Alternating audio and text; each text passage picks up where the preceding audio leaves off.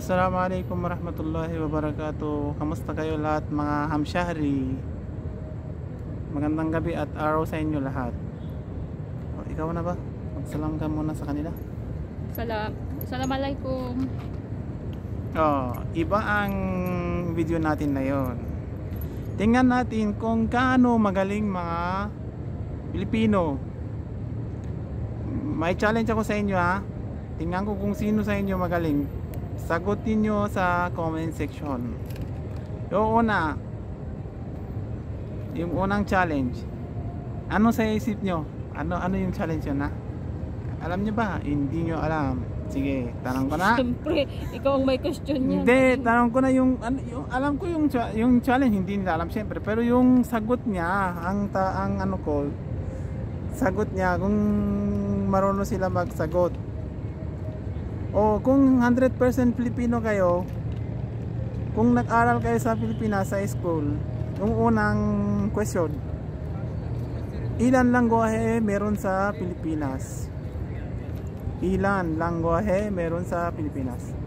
Sagutin niya dun sa comment section. Tingnan ko kung kaano kayo magaling, kaano kayo marunong. Second question. Isa din ikaw ha, pwede ka din magsagot dyan kasi sa Pilipino ka din.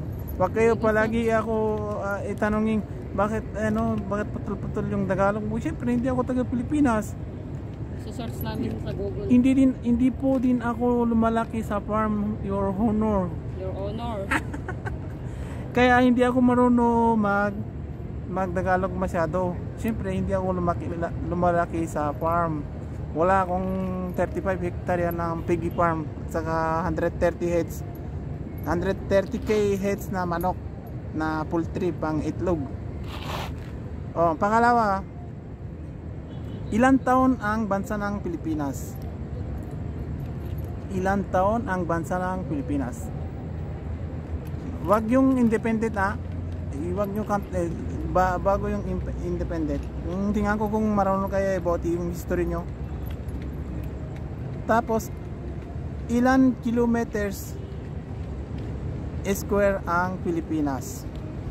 Tatlong question. Challenge ko kayo na yon. Kung tingnan ko kung gaano kayo magaling mga Pilipino. Sagutin nyo sa comment section yung answer nyo. Tingnan ko na sino sa inyo ang magaling. Akala niya. May price. May price yun. Sige, bibigay ko. Pero wag kayo magmadaya. Maghanap-hanap kayo sa sa Google sa antawag doon. Siyempre maghahanap sila, di mo na hindi, dapat alam nyo. Siyempre taga Pilipinas kayo, hindi kayo marunong yung nyo. Patulfo ko kayo lahat. Kung hindi kayo marunong, kung hindi nyo alam kung ilan lengguwahe ang Pilipinas, patulfo ko kayo lahat ha. At Idol Rapitulfo, kung nakita mo na nanonood mo yung video na to, patulfo ko sila lahat ha. Yung pag hindi nila alam yung tatlong question sinatanong ko sa kanila. Siyempre isang Pilipino dapat alam about historia. Ano masabi mo? Ikaw yung una, ikaw sagutin mo na kaya mo. Pero wag na lang wag na lang wag na lang ngayon kasi mamaya manonood sila tapos alam mo pag nagsasabi mo doon sila lahat i-comment nila. Ikaw ano masabi mo na dyan sa kanila? Wala. Bakit wala? Dapat meron na. Alam nyo ba na alam niya ang history ng Cagayan at saka ng Ilocos? Hindi ako Pilipina pero alam ko. Hindi ko masabi na yon sa inyo. Next video na lang to. Ikwento mo na ngayon. Ngayon? Ilang video, ilang minutes lang. Nga pala, summary mo lang. Isa lang ang sabihin ko sa inyo para matulungan ko kayo. Sa Cagayan lang meron tatlong lengguwahe. Sa Cagayan lang mismo. Hindi ko except Tagalog kasi yung Tagalog po para sa lahat yon. May sarili silang tatlong lengguwahe sa Cagayan. Tapos dati ang Cagayan hindi sila ay Ilocano. Almost ibanak sila. Pero yung mga taga Ilocos dati mayaman na ngayon, mayroon silang sugar cane. Tama? Sugar cane. Sugar cane. Dinadala nila, pinapalit nila yung sugar cane sa hindi ko alam kung ilan hektarya na lupa doon sa Cagayan. Sugar cane? Oo, sugar cane. Tapos yung Oo, hindi, iba yun, iba yun. Sugarcane palit nila sa lupa. Kasi yung mga taga Cagayan, maraming mga lupa mayon. Malalaki ang lupa nila. Hindi ko alam kung ilan hektarya, baka 100, baka mahigit 100. Kaya pinapalit nila ng sugarcane to lupa. Saka yung ano pa nun, yung pulot, ano? Taga-pulot. Taga-pulot. Ano ba sa Tagalog? Yung pulot, basta pulot. Basta yung pulot, hindi ko alam sa Tagalog o sa Ilocano yun, hindi ko alam. Basta kung meron sila ganon din, pinapalit nila. Kaya tapos mamaya yung mga taga Ilocos, yung malalaki, nag-asawa sila babae sa taga Cagayan. Tapos yung mga babae taga Cagayan, nag-asawa sila din Ilocano. Kaya naghalo sila, kaya natuto sila doon. Ito ang nagsimula. Kaya magiging Ilocano din sa Cagayan Valley. Dati almost ibanak sila kung hindi ako nagkamali. Comment din kayo kung alam nyo mas marami magaling kayo sa akin. Tingnan ko ha. Pero yung mga ibang Ilocano, taga Cagayan, lalo taga Pugo, hindi nila alam. Ikaw nang magaling mag-search. Hindi nila alam, hindi ako mag-search. Basta pag ako magaling ako matanggap ng historya kahit saan bansa. Kahit hindi ko bansa 'yon, pero alam ko mas alam ako kaysa sa mga tao doon sa Cagayan. Almost hindi nila alam. Ang dati lang buhay nila. Hindi nila alam yung history nila. Hindi ko hindi ko dinadana. Wag kayo maisip na dinadan ko yung ano. Pero karamihan hindi nila alam yung history nila. Dati ibanak sila pero nagiging Ilocano dahil yung mga iba taga Ilocos nag-asawa doon sa Cagayan, tapos yung mga babae nag-asawa sila doon sa Ilocos. Eh syempre kailangan nila matuto na yung mga langwahe. Kung hindi nila marunong, paano sila magtanong sa isa't isa.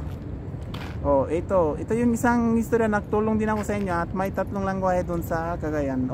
Plus nyo na yung iba, kayo lang. Hindi ako magsasabi ha. Baka gusto nyo lahat ako magsasabi tapos magko-comment lang kayo. Ang daya nyo. Wow. Ikaw, ano masabi mo dyan? Wala. Ikaw napakinggan ko yung sinasabi mo. No comment. Siyempre kasi ikaw din taga doon na hindi mo alam. Ako nagsabi sa inyo. Buti pa yung si Tatang Jimmy, alam niya yon. Nung nag-istorya ako, sabi niya, oo, tama ka. Ganyan talaga dati. Oo. Pati yung lolo niya, yung lolo o lola niya, taga Ilocos yun. Lola niya ata, nanay niya pala, lola ni Gemma, taga Ilocos siya. Pero yung tatay nila taga Kalinga, Apayao. Dati isa lang kasi yun na yun nakahiwalay yung iba yung Kalinga, iba yung Apayao. Kaya yung mga duyan galing sila doon sa Tabuk. Isang officer ng immigration kasi pag narinig yung tagi-interview sa amin, yung una ako nandoon, yung nagbabisa sana ako na TRV visa, temporary resident visa. Nung narinig niya yung apelyido ni Gemma Duyan, sabi niya, taga-saan kayo? Ilocano kayo? Oo, Ilocano.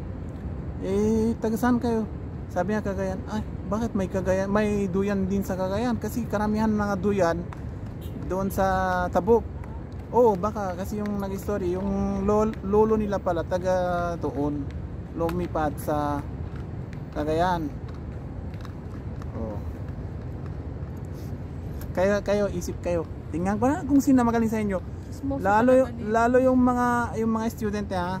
Pero tingnan ko na katapos nyo ng ka-close nang yung klase nyo. Lahat kayo nag-graduate. Tingnan natin kung sino sa inyo ang mas magaling. Hanggang dito lang hindi ako masyadong magaling, pero pag ako talaga mahilig ako sa mga historya kahit saan bansa. Pati dito ako marunong ako din about history dito sa UAE. Next video sabihin ko din sa inyo about history dito, kung paano. Wag na 'yan. Maganda din history nila. Kahit saan may history, dapat alam natin. Pati sa amin maraming historya na hindi niya alam. Pero yung isang tatay ng isang classmate ni Gemma, taga Ablog sila. Alam niya, kilala niya yung dati namin king. Kilala niya. Alam niya din about Persia. Kayo din dapat lahat mga nag-aral, alam niyo din kahit About history. history ng bansa nyo muna bago ibang bansa. Hanggang dito na lang muna tayo. Maraming salamat sa inyo lahat sa pagka-support. Marami pa video pa darating ng video.